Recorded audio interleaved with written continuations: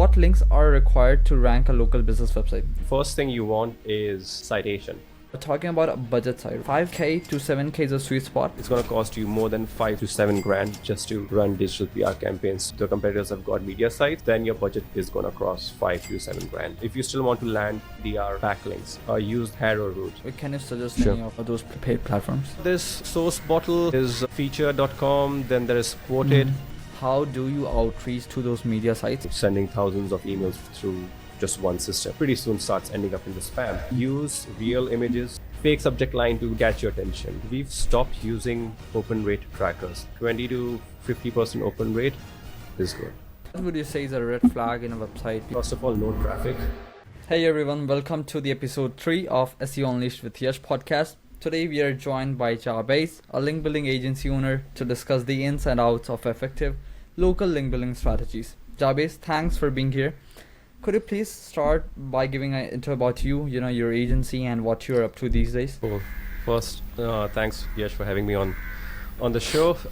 My name is Jabez. I'm based out of Chiang Mai, Thailand. I run a link building SaaS called Link Validator. It's actually a tracking tool. Then I run an agency called The Blueprints, and also I run a link building a live event called Link Building Mastery. So that's pretty much about me. We'll be actually diving into each of your entities later on, but let's start with the questions right away, because initially I want all the viewers to actually get some value, and we can discuss the business part later on, because that's something I'm really interested in. But yeah, let's start with the ones people actually asked in the comments, and yeah, let's start with that.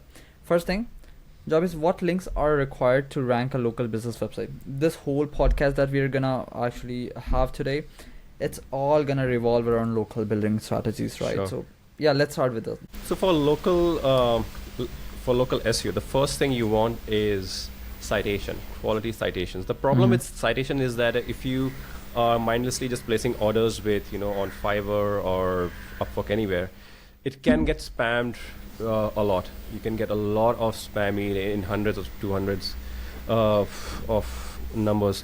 So you need to be very careful of the quality of citations. But quality citations, directory links.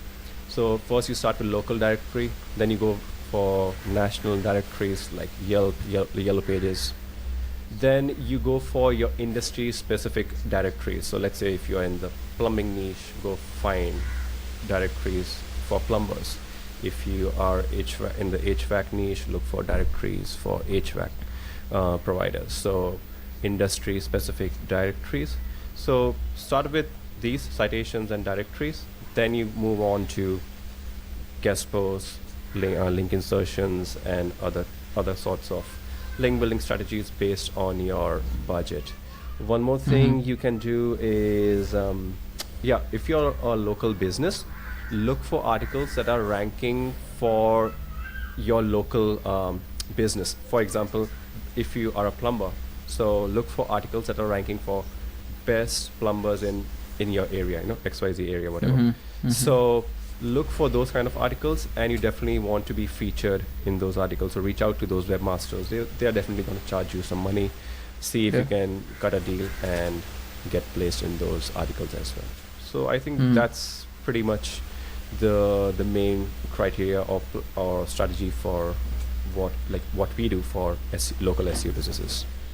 Talking about citations and directories, what's a good number that one business must have? For citations, directories, or for any kind of link building numbers, right? People ask, a lot of clients ask, how many links should I build, or how many citations should I build? Always analyze your top 10 competitors. Go through, just run them through Ahrefs and see how many citations, how many links, how much work they have done. Take an average and start from there. You can always build more, but at least have a benchmark. So take a average and start from there. That's my strategy. Gotcha, makes sense. So using a tool, be it Ahrefs, SEMrush, and taking out an average, and based on that, deciding how much exactly we need to get that right. Yes, take an average from there. Gotcha, makes perfect sense. Talking about a budget side, right? How do we know that we need to spend, let's say, this amount, that amount? How exactly we know that we need to spend, that let's say 10 grand a month to get this plumbing website ranked at the top? I know it would again depend a lot on, let's say, number of links our competitors are getting and stuff like that. But still, when you go and approach a webmaster, he's gonna, or he or she's gonna say that, hey, it's gonna cost you $100, it's gonna cost you $150. So how do you know that, hey, 5K to 7K is a sweet spot? It would get you ranked at the top. Please. Right.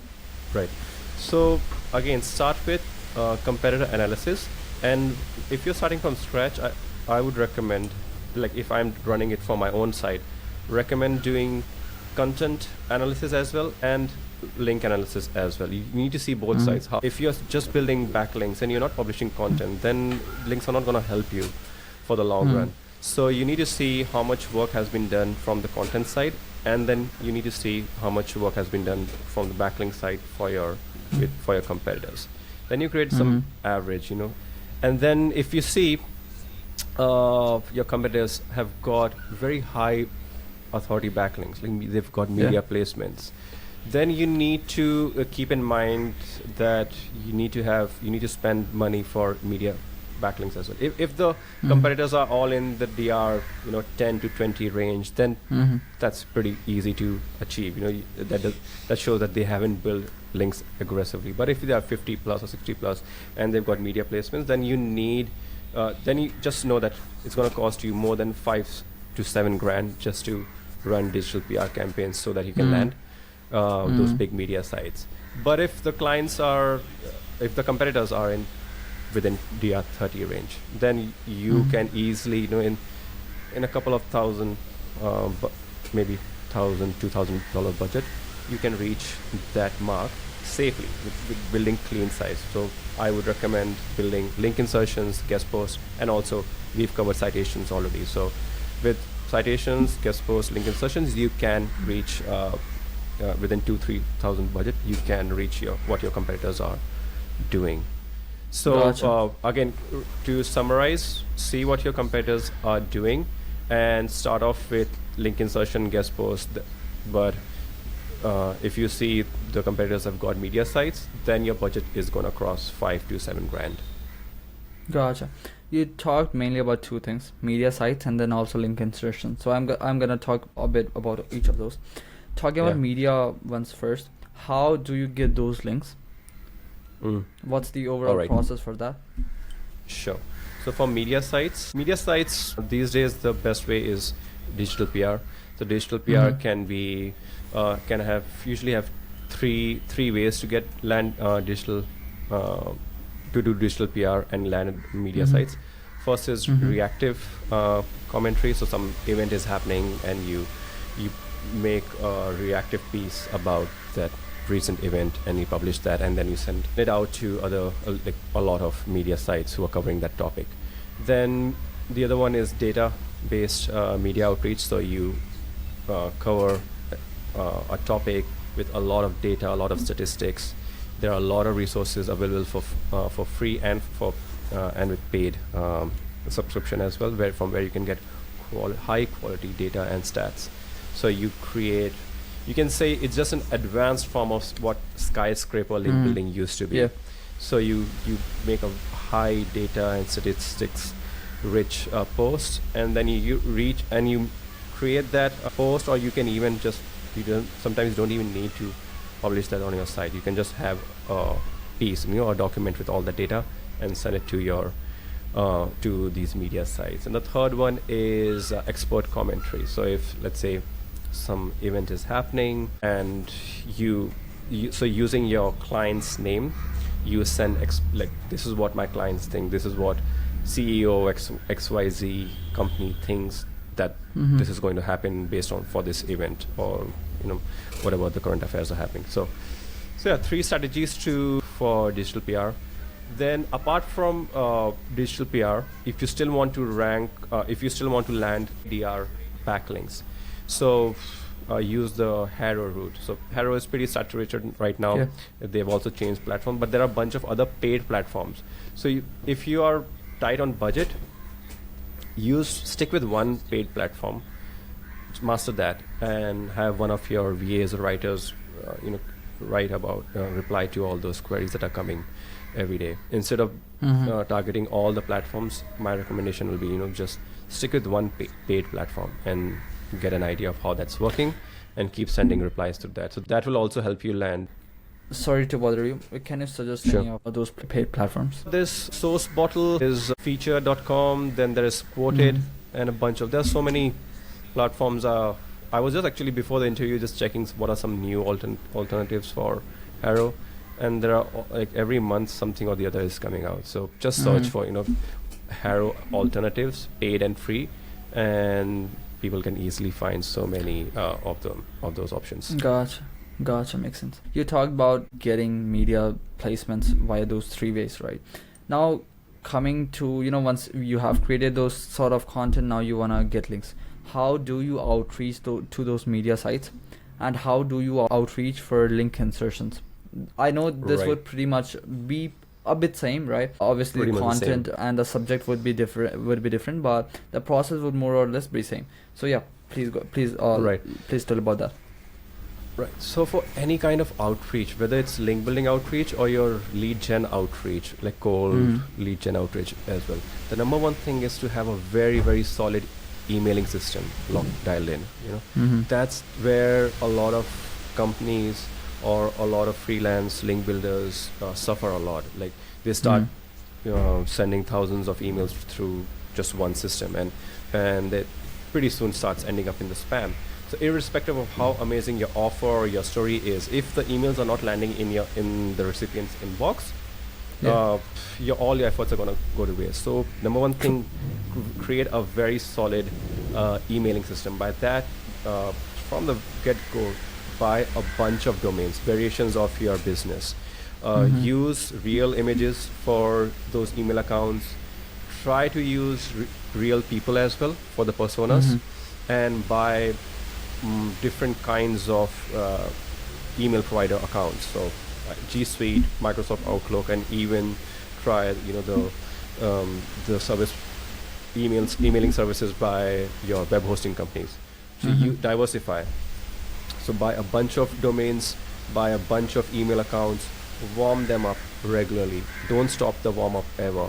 But keep warming up the accounts. And also an important thing, the warm ups should also be similar to what your outreach is going to be. So the emails that are coming in for warm-ups, if they are just for newsletters, and then you're reaching out for link building, email service providers can see, that it's odd. Your emails incoming emails are for one topic, your outgoing emails are for another topic. So you need to make it look natural, and then slowly increase your sending out volume. That's in a nutshell what the bare minimum basics you need to do to have a proper emailing system. So once you are solid with your emailing system, then it's like make a list of prospects, whether it's for link insertions, whether it's for reaching out to media sites. You need to make a list of what you call the target list. These are the 100 or 1,000 sites that I'm going to reach out. You can use Ahrefs Content Explorer. That's a great tool to find prospects. You can even use Google to find websites if you don't have Ahrefs. Then the next thing is use a email finder tool. There are so many email finder tool, and email finder, Hunter. You just search for email finder tool, you'll have so many options. So use email finder tools to find email IDs of those websites. Try to find media. Like if you're reaching out to media sites, then you need to use more advanced email finder tools. There are some, because for media database, there are some because you have to reach out to specific writer, the ones that are writing about your niche. So for that, you have some advanced database providers. I'm not able to recall the name, but yeah, there are a bunch of these providers. So you need to use that. For link insertions, guest posts, any email providers will work. So yeah, find the email, and then you work on your email template. Don't make it spammy. Make sure you use a very attractive, catchy subject line, because that's how they will open your email. So make sure your number one goal has to be land in the inbox. Then number two is because all of the recipients get hundreds of email per day. So you have to make sure you catch their attention and open your email. and then a Gotcha. good email copy will help you convert. So yeah, that's in a gist how to run the outreach. Gotcha. Could you give us an example of how a great subject title would look like, or also about a bit about body? I'm not talking about obviously the whole content, but how it would really look like, the structure of it. Right.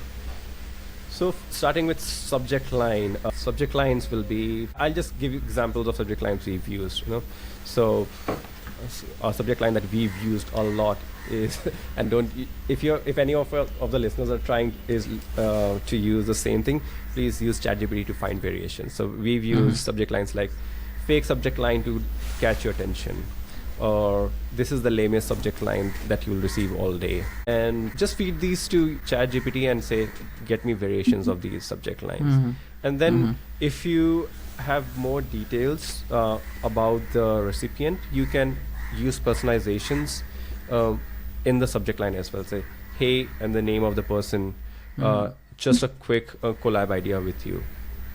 So Gotcha. so if your subject lines can be personalized as well, that will be great.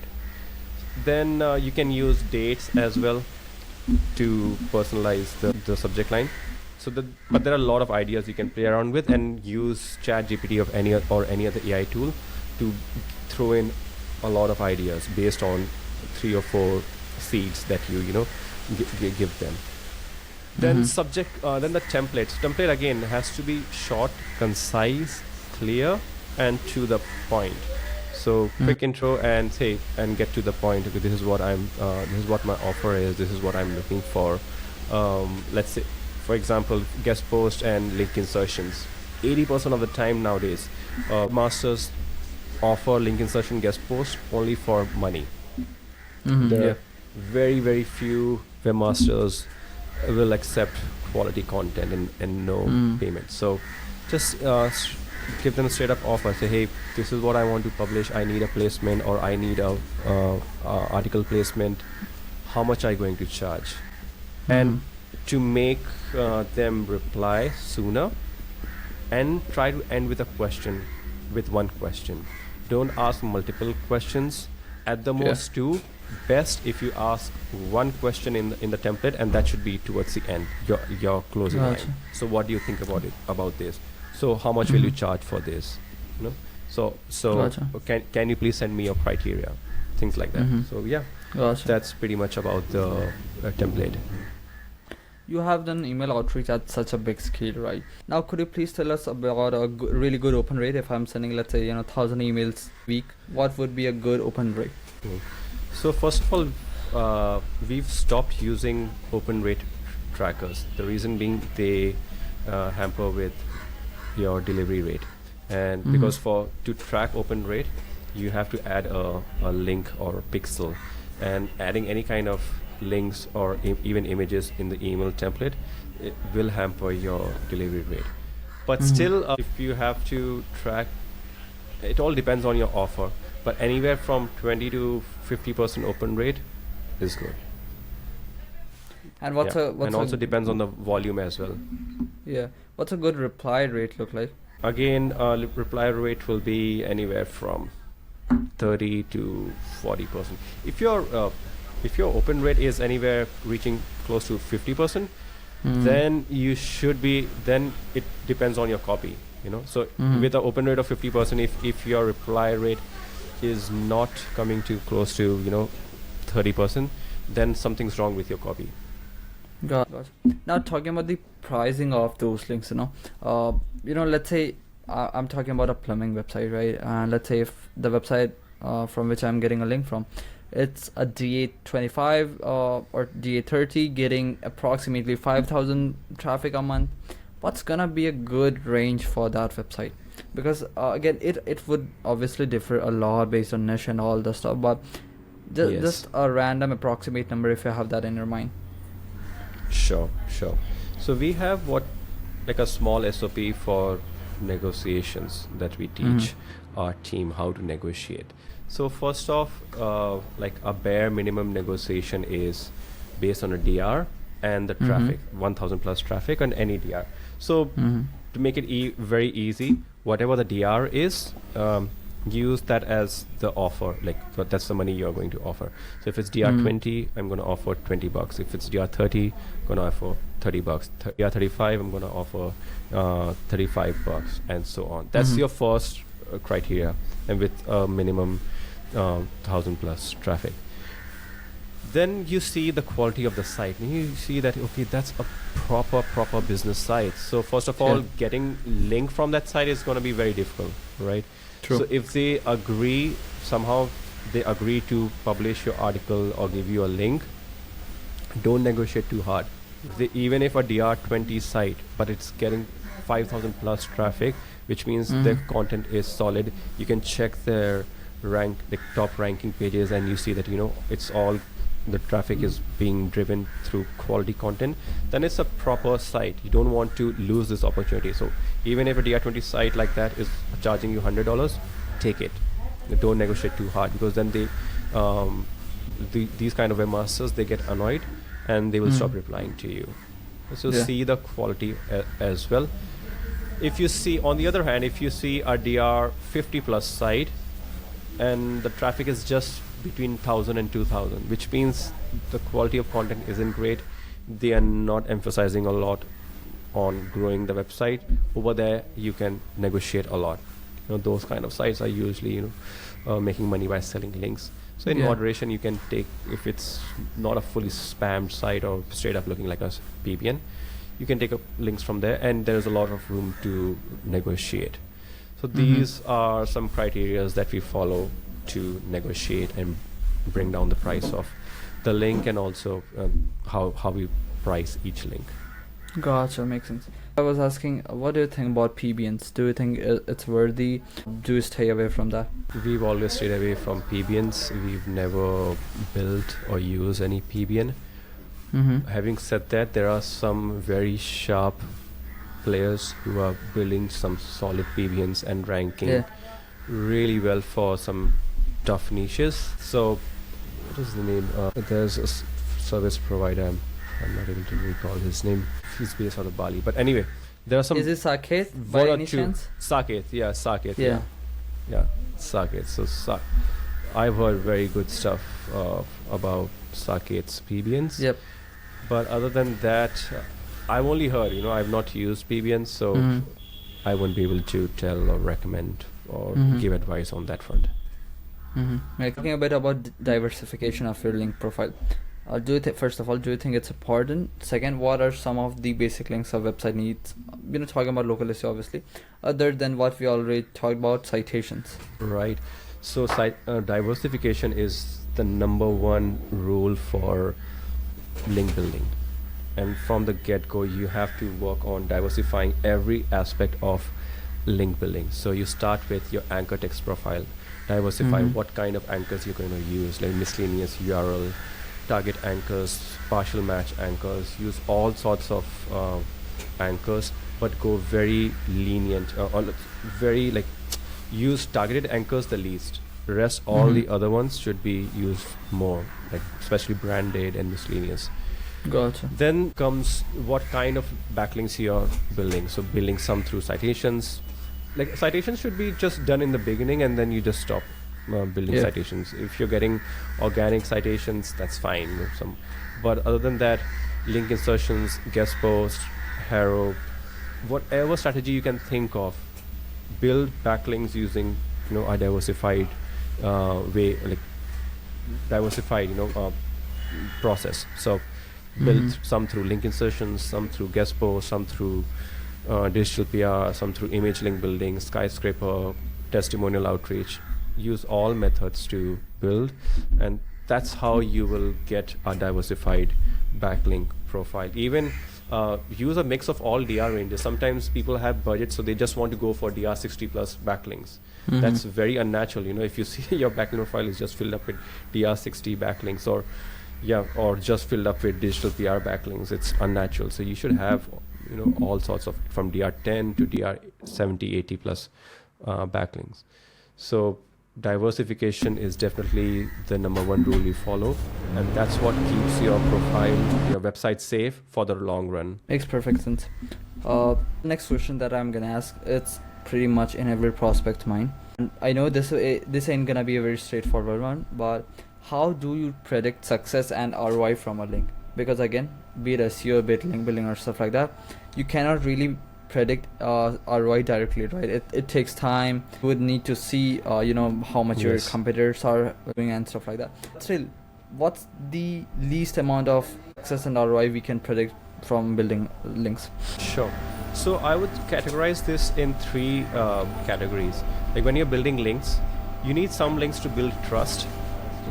So that means you're getting links from country-specific domains. Let's say if you're a Canadian site, so you're getting Canadian CA backlinks, even if the DR is less. So that's building trust.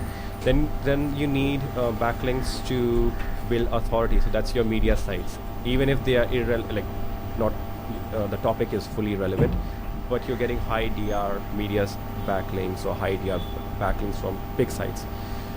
That's you're building your authority. Then comes your link insertions, guest posts, those who are using PBNs. These are the ones that you will track for changing your rankings. Yeah. So you need all these things, and these things, it's hard to give if you're just building like link insertion, guest posts, or buying PBNs, okay, that's the one that you will track your rankings and seeing, okay, are they building, is my traffic or ranking going up or not. But then if you're not building the other tool kind of links for that's building your authority and trust, you might get hit in the next update, right? So all these three things need to be taken into consideration, and you need to see, okay, I'm climbing the ladder in rankings all, but am I surviving all the updates as well? So yeah, that's how I will see if my link building is going in the right direction and giving me results. And that's what my concept of ROI will be. Let's say if I have done pretty good on page SEO, build a lot of I build lots of links, and when I say lots of, I do mean qualitative, branded and stuff like that. But still I am on, let's say, position 5, right? And I want to push to position 1. I'm doing link building, but I'm not able to. What would you do at that point? Because I've seen this stuff pretty often. At some position you might get stuck, right? And you need to do a lot of stuff to just by one position. So how do you deal with those situations? Again, number one, the first thing I will do is do the competitor analysis. If you are like a DR10 site and all the first 4 positions have been taken by high DR media sites, or just very high DR media sites, then pumping in links is what I will do. But then I have seen these days so many low DR sites outrank high media sites or high DR sites. So it has to do a lot with semantics, the structure, how well you have authority in that particular niche. So if you're saying if your on-page site is already taken care of, you build the content, structure, everything gets on point, everything is going really well, then just analyze for that particular page how many backlinks the other competitors are getting. See if you can reach out to all those backlinks as well. So all the sites that are linking to your competitors for that particular page, using Ahrefs, SEMrush, you can get that data. Then you start reaching out to them and ask for a backlink to your page as well. And then on top of that, build a bunch of other backlinks as well. So start with reaching out with sites that are linking to your competitors, and then you build your own links as well. But at the same time, also see what kind of anchors the other guys are using and take an average. Don't go hammering all your targeted anchors for those backlinks. So do take ideas, but mix in a bit of your strategy as well. Gotcha. What would you say is a red flag in a website, when considering getting link insertion from that? Sure. First of all, no traffic.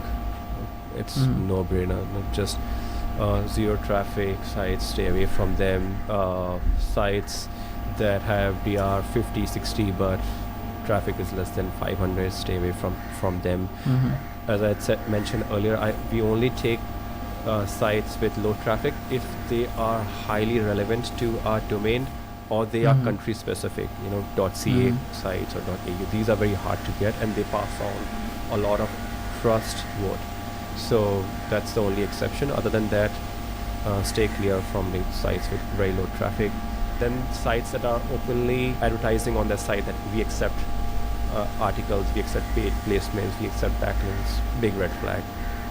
Even if the traffic is high, the only exception will be high quality media sites or just very big DR sites with high traffic, and we'll do that in moderation. Because those kind of sites always have this advertise on a platform button, so you can use that.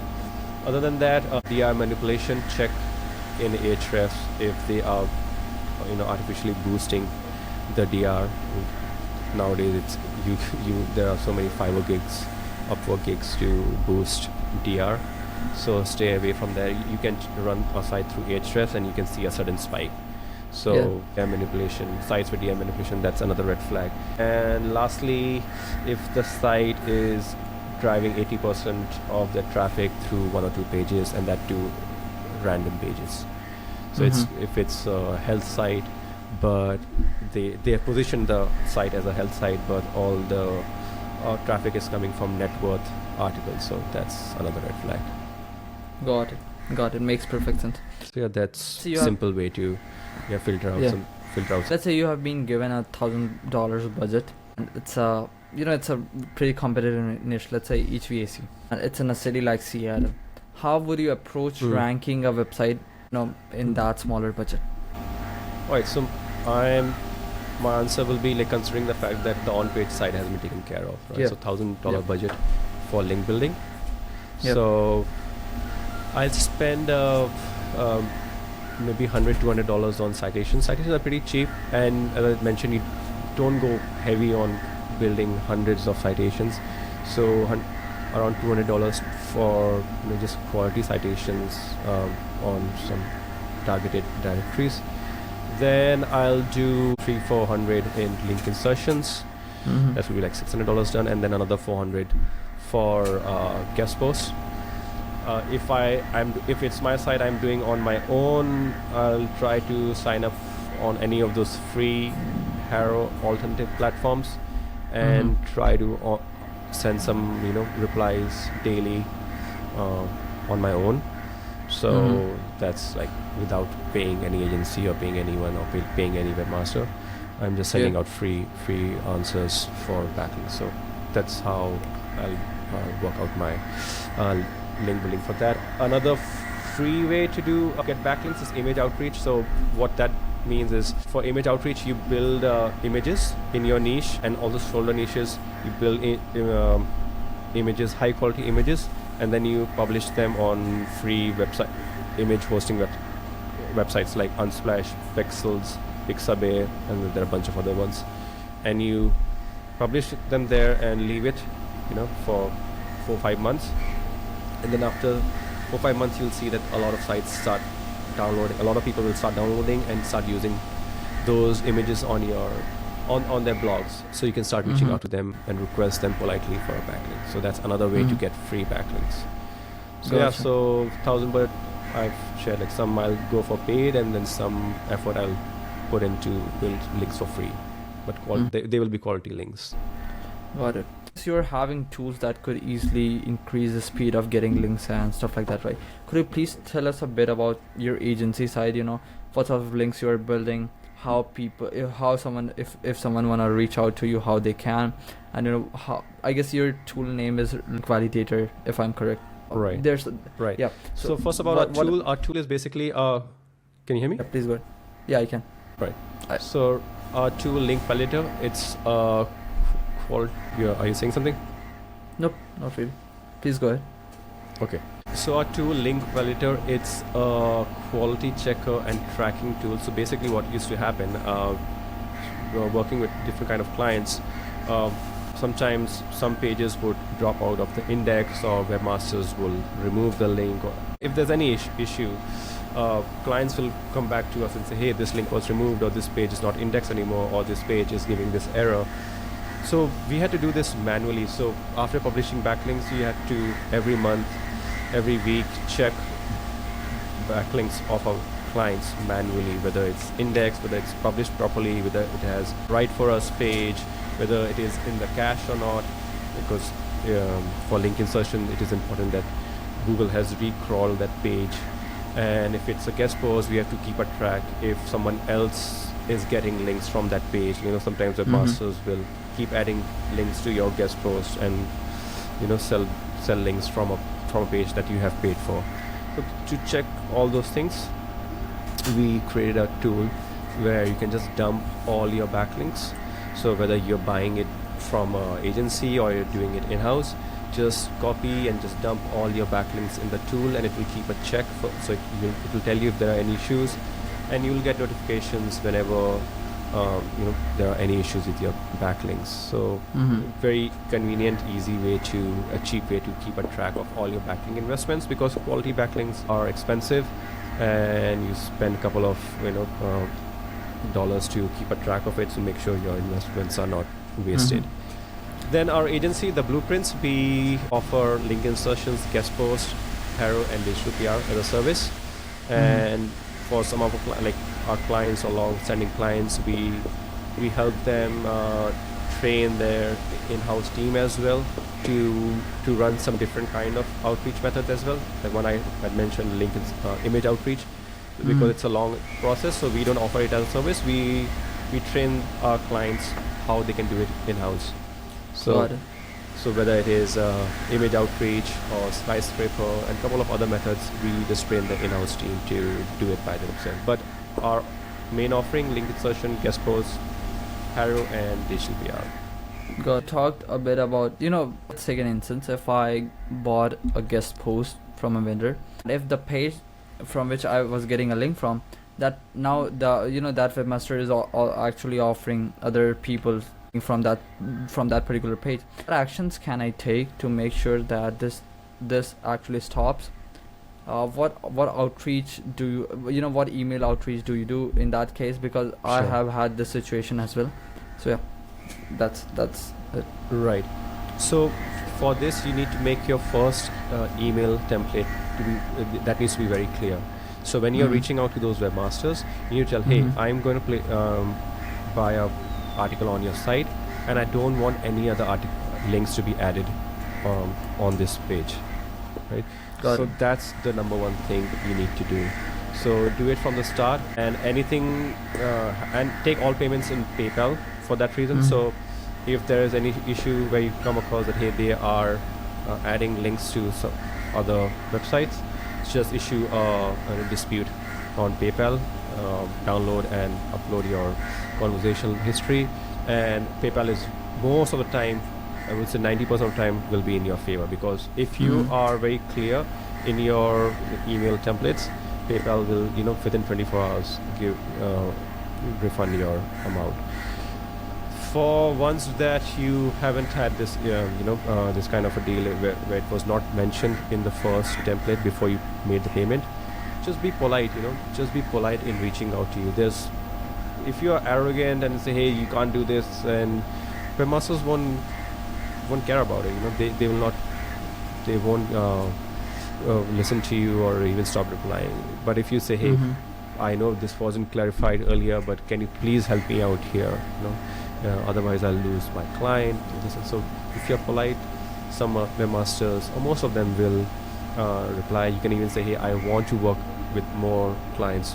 I want to work more with you for my new clients, but for that we really need to sort out this issue. So be polite, tell them that you want to work more, and that should be able to help you fix the issue. Great insights, Jabez. To wrap up, what's one piece of advice you would give to new agency owners and business owners building links, or who are looking to buy links? Right. So for link building agency owners, I would suggest that make sure your process is in place.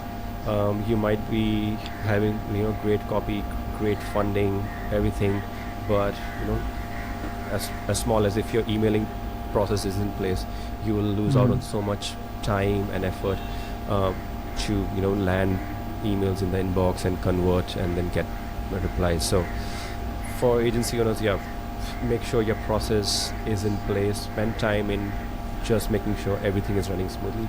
For new buyers, new SEOs, or anyone trying to buy backlinks, analyze your competitors first.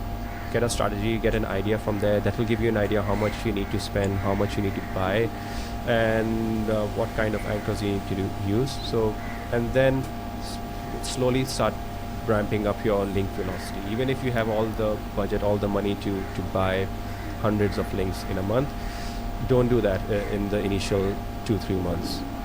Ramp it up slowly. Even if you've seen the competitors are very ahead of you. If you want to rank your site for the long run, if you don't want to get penalized for unnatural link building, grow naturally month by month. Yeah. So that's my number one advice. Okay. Makes perfect sense, Jabez, and thanks a lot for hopping on a call today. I really appreciate it, and that was so value packed. And yeah, that was all for today. Do you have anything to add up here? No, I think I've shared what I had to share. I would say one thing I had to add is that don't complicate link building or even SEO.